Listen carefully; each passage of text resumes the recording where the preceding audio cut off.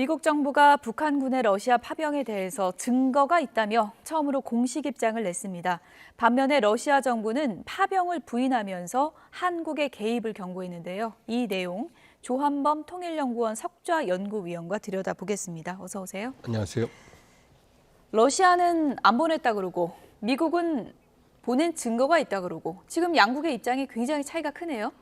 이제 확실한 건 러시아 영내에 예.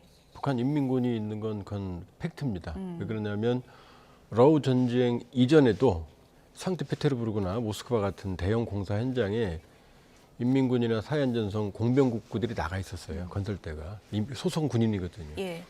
그다음에 지금 거의 뭐 8,900만 발 정도의 탄약이 무기가 갔는데 그럼 유지 보수 관리 AS 요원이 안 갈 리가 없거든요.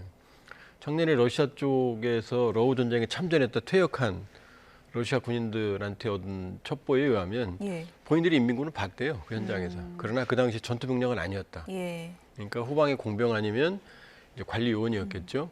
근데 이번에 이제 문제가 되는 건 이제 10월에 문제가 되는 건 그게 아니고 추가적인 대규모 병력이 현재까지 1,500 두 차례에 걸쳐 3,000명이 예. 지금 러시아 동부 아직 이제 전선에는 안 가 있고요. 그 정도면 충분히 식별이 되죠. 그러니까 지금 가 있는 건 이미 가 있었고 예. 이번에 3,000명은 그건 팩트라고 봐도 무방하죠. 증거가 쏟아지고 있는데도 러시아에서 계속 안 보냈다고 하는 거는 국제적인 파장을 고려해서 그런 거겠죠? 왜냐하면 예. 이제 저는 이게 푸틴과 김정은이 악마와 손을 잡았다. 왜냐하면 매우 위험한 패거든요. 예. 자, 러시아 입장에서는 만일에 이게 확인이 되면 국제전으로 확전되거든요. 예. 그럼 나토도 병력 지원을 고민할 거거든요. 나토군이 참전할 수도 있고 아니면 나토가 PMC, 민간 군사 기업을 통해서 대규모 용병들을 모집을 해서 우크라이나 파견하는 방안이 있거든요. 예. 그리고 또 하나는 우리입니다. 왜냐하면 북한군이 우크라이나 전선에 참여하면 예. 그건 우리 전쟁이 돼요. 왜냐하면 북한군이 거기에서 군사 기술을 습득하고 다양한 형태의 러시아로부터의 군사 기술 지원을 받게 되면 이게 우리 안보에 치명적인 위협이 되거든요. 예. 그 우리 대응할 수밖에 없죠. 그러면 푸틴 정권이 가장 두려워하는 것 중에 하나가 대한민국의 살상 무기가 우크라이나에 제공되는 거거든요. 아니면 다량의 탄약이 가는 경우 그건 러시아로서 감당하기 어렵거든요. 그러니까 러시아로서는 절박한 상황에서 병력은 받았지만 그러나 이것에 인한 후과 예. 이게 또 만만치 않거든요. 예. 그러니까 지금까지 탄약 공급설도 계속 양측은 부정해 왔거든요. 그 병력이니까 당연히 부정할 수밖에 없죠. 그러나 조만간 전선에 투입된다면 전사자 포로가 잡힐 건 100%거든요. 근데 그때는 이제 빼도 박도 못하게 되는 거죠. 예. 어쨌든 미국 정부 굉장히 신중하게 입장을 유지해 오다가 파병 가능성을 인정하는 입장이 처음으로 나왔습니다. 그만큼 뭐 증거가 충분하고 미국의 입장은 곧 나토의 입장으로 진행될 수 있는 건가요? 똑같죠. 예. 뭐 미국이 나토 회원국이니까 나토를 주도하니까. 예. 그러니까 우리 국정원이 18일 날 12,000명 규모다 폭풍군단 11군단의 이 경보병 여단, 저격병 여단을 포함해서 4개 여단, 1개 여단이 3,000명이니까 이 전투병력으로 파견이 될 거다. 예. 이제 이런 입장이었는데 예. 나토와 미국은 확인할 수 없다 라고 했다가 이제 파병 사실은 확인했어요. 그러나 그 병력이 과연 전투 병력인지 예. 향후 쿠르스크나 아니면 돈바스 지역의 전선에 최전선에 투입될 건지 예. 아니면 무슨 용도인지는 아직은 확정을 안 하고 있어요. 현재까지는. 예. 근데 이제 만약에 투입이 되면 뭐 여러 가지 분석들이 나오고 있는데 언어도 상당히 다르고 북한하고 지형도 상당히 달라서 이게 뭐 적응할 수 있겠냐 뭐 이런 시각도 있더라고요. 지금 우아스러운 게 예. 지금 북한의 폭풍군단 경보병 여단이 주축으로 보여지는데 예. 말씀하신 대로 북한은 산악 지역이거든요. 그럼 북한의 경보병 여단의 역할은 뭐냐면 무장을 가볍게 해서 신속하게 후방으로 투입되는 겁니다. 후방 교란이 주목적이에요. 그렇군요. 전면전을 치르기에는 무장이 빈약하거든요. 예. 그런데 우크라이나 저긴 평원이거든요. 산악이 지대가 아니고. 완전 다르군요. 그렇죠. 예. 거기다가 지금 언어도 틀린데 우크라이나 후방에 투입된다? 그럼 전멸이죠. 그 다음에 예를 들어서 우리가 예. 뭐 아프리카의 우간다나 탄자니아나에서 병력을 받았다고 치면 이 사람들이 몇 주 훈련하고 한국 전쟁에서 역할할 수 있겠습니까? 그건 불가능하죠. 그러니까 현재까지 저 병력이 과연 전선에 투입될 건지 투입돼도 과연 전투력이 있을지는 의문입니다. 말이 특수부대지 북한 특수작전군이 한 10만에서 20만 추정이 되거든요. 근데 이게 사실은 우리 정규군하고 유사한 개념이고 나머지 100만, 120만 그러지만 나머지는 가서 농사 짓고 뭐 둔전하고 이런 사람 훈련도 제대로 안 돼 있거든요. 그러니까 말이 특수작전군이지 그냥 일반 국가의 정규 병력 정도밖에 안 되거든요. 어쨌든 지금 뭐 우리 국정원에서도 10,000명 정도요? 지금 얘기가 나오고 있는데 제가 좀 궁금한 건 10,000명에서 그치는 거예요? 아니면 더 보낼 수 있는 거예요? 이게 시작이죠. 이게 시작입니까? 왜냐면 왜 예. 제가 악마와 손을 잡았다고 예. 그러냐면 김정은 정권의 입장을 보면 예. 월남전 때 우리가 64년부터 파병을 해서 73년까지 갔거든요. 예. 그러면은 처음엔 의무부대부터 비둘기 부대, 공병대가 먼저 갔어요. 예. 그다음에 이제 맹호, 청룡, 백호, 전투부대가 갔거든요. 그럼 최대 5만 명이 주둔한 적이 있고 전체 연인원으로 30만 명이었거든요. 그리고 5천 명 정도가 전사했어요, 한국군이. 그러면 저 전장은 소모전이거든요. 예. 베트남들하고 달라요 또. 예. 대규모 전면전이니까. 그럼 극심한 병력 자원이 소모가 될 거거든요. 그럼 10,000명이 그대로 있을 수가 없죠. 예. 줄어들죠. 그럼 보충해야 되죠. 그다음에 전쟁이 장기화되면 교대해줘야 되죠. 그러면 이제 끝없는 수렁으로 빠져들어가는 그렇군요. 소모전으로. 그렇기 때문에 과연 왜 저런 위험한 선택을 했을까? 우리 국정원 발표대로 정말 전장에 투입되면 대규모 사상자. 그다음에 언어가 안 통하니까 예. 독립 작전 부대로 파병이 이 전선에서 운영이 될지 예. 아니면 러시아 혼합된 혼합병 체제로 갈지 이것도 지금 불분명하거든요. 그렇군요. 이 문제들은 뭐 몇 주일 군사훈련한다고 좀 해결될 문제가 아니거든요. 예, 이게 그러니까 시작이다. 10,000명은 시작이다라고 이제 해주셨는데 북한 내부에서 지금 파병 군인 가족들을 격리시켰다고 하잖아요. 그게 뭐 내부 동요를 좀 걱정한 걸까요? 그건 좀 다르게 봐야 됩니다. 다르게 봐야 왜냐하면 됩니까? 예. 10,000명의 가족들을 어디로 이동을 시킵니까? 그 얘기는 제가 보기엔 조금 와전된 측면이 있어 보이는 게 군관들. 예. 그러니까 장교들은 같이 살아요. 예. 그러니까 장교들이 떠났으니까 이 사람들은 이제 자연히 이동을 할 수 있죠. 그러나 10,000명의 가족들을 격리시킨다? 그럴 집이 따로 어디 있습니까? 그럼 격리시키면 그 사람들이 가만히 있습니까? 예. 만 명 가족이면 4인 가족만 치면 벌써 30만 명이 되는데요. 그렇죠. 가족들만. 예. 그러니까 그거는 제가 보기에는 조금 와전된 것 같다. 그러나 군관들, 예. 장교들 같은 경우는 가족들이 생활하고 있었으니까 떠났으니까 그 가족들이 이동했을 개연성은 있죠. 근데 파병 기간 길어지면은 아무래도 내부에서 좀 동요가 있을 것 같긴 한데요. 당연히 동요있죠. 예. 우리 베트남전 파병했을 때도 예. 부모들이 반대하니까 자원하는 사람들이 몰래 갔다 오고 그랬거든요. 그런데 이건 강제 징집이고 지금 러우 전쟁 2022년 2월 24일 날 발발해서 2년 반 동안 양측 사상자가 100만이거든요. 그럼 10,000명 가봤자 정말로 최전선에 투입되면은 극심한 전사 소모에 예. 시달릴 텐데 그럼 그게 이제 북한 내부에 퍼지게 되면 명분 없는 남의 전쟁에 가서 지금 남북은 다른 나라 적대지 입고 한 게 예. 통일민족 개념 폐기하고 러시아에 가서 전쟁한 거거든요. 그럼 명분이 없거든요. 지금 우크라이나도 아무래도 지금 북한군 파병에 상당히 예민할 수밖에 없고요.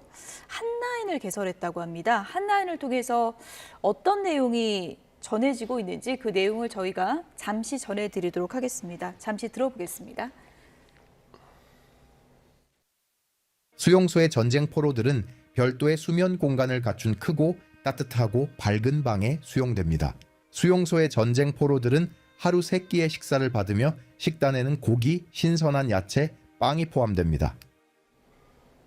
네, 한글로 고기 반찬 줄 테니 투항하라 뭐 이런 내용을 지금 한라인으로 흘려보내고 있다고 하는데 이런 내용이 좀 북한군의 동요를 일으킬 수 있는 겁니까? 동요가 있겠죠. 있습니까? 왜냐하면 예. 전혀 준비되지 않은 상태에서 예. 명분 없는 전쟁 지금 뭐 남북 통일 여기에만 지금 특화되어 있던 사람들이 예.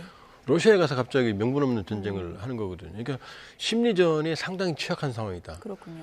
그러니까 베트남 전쟁 당시에 우리도 파병이 됐지만 북한도 소수의 군인들이 파병이 됐어요. 비행사라든지. 그리고 약 100여 명의 북한 인민군 심리전 요원들이 우리 쪽으로 심전을 했어요. 예. 그러니까 만일에 이제 전선에서 인민군들이 활동을 하게 되면 우크라이나 심리전 같은 건 우리가 지원할 수 있죠.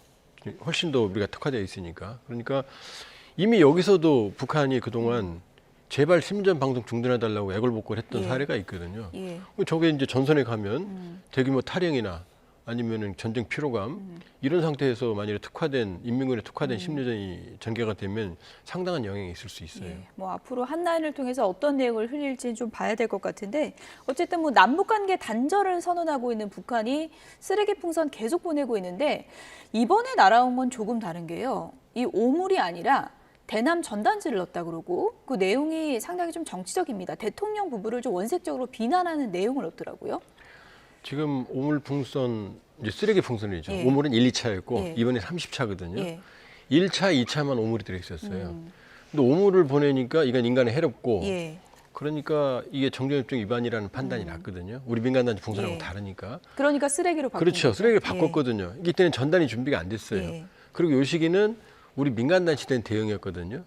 그런데 이제 지금은 바람이 남풍, 즉 북쪽으로 바람이 안 불어요. 지금은 우리 국군의 심리전 방송에 대해서 저쪽이 심리전으로 대응하는 거거든요. 그러니까 지금은 당국 간의 심리전입니다. 예. 그러니까 그 사이에 전단도 준비했을 거고 데이터도 축적을 했을 거고 그러니까 정확하게 풍선을 원하는 위치에 떨어뜨리긴 힘들어요. 그러나 이제 풍향과 속도를 알면 타이머를 장착을 하면 유사한 지역엔 떨어뜨릴 수 있거든요. 그러니까 훨씬 더 적게 보내면서 가성비가 높은 방식으로 이제 준비된 기획된 방식으로 북한의 쓰레기 풍선, 그러니까 전단 풍선이죠. 향후에는 그러니까 전단 풍선이 올 가능성이 매우 높아졌죠. 전단지를 넣은 거 보면 뭔가 심리전의 강도는 높이겠다 이런 의도는 분명해 보이는데 대통령실 주변에 딱 떨어져가지고 그래도 뭐 정확하진 않겠지만 그것을 좀 노리고 보낸 거 아니냐 이런 좀 분석도 있는 것 같습니다. 그러니까 우리 민간 단체에도 타이머를 예. 사용을 하거든요. 예. 그럼 타이머를 장착을 하면은 일정한 시간이 지나면 그 시간이 지나간 지점에서 풍선이 터지거든요.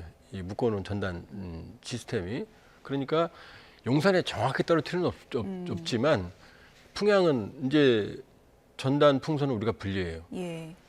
북에서 남쪽으로는 거의 매번 바람이 부는데 예. 남쪽은 잘 안 불거든요. 그러니까 그 데이터를 축적을 하면 풍향과 속도와 이걸 알면 유사한 지역에는 떨어뜨릴 수 있죠. 정확할 수는 낙하 없지만. 지점이 보다 정교해질 수 정교해질 있다. 수는 있죠. 데이터가 쌓이면. 예, 그런데 확실하진 않죠. 예. 그러니까 어쨌든 그 부분은 항상 경계를 해야 되는 게 이번에 뭐 대남 전단으로 바꿨지만 안에 뭘 넣을지 모른다는 불안감은 늘 있는 거니까요. 그게 이제 회색지대 예. 도발입니다. 예. 이 공포심, 그다음에 혼란을 유발하거든요.